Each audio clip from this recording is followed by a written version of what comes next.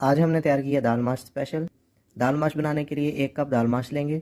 इसको अच्छी तरह वॉश करके पानी में भिगो लेंगे तकरीबन 30 मिनट के लिए। पानी को बॉयल कर लेंगे, इसमें हम दाल शामिल कर देंगे।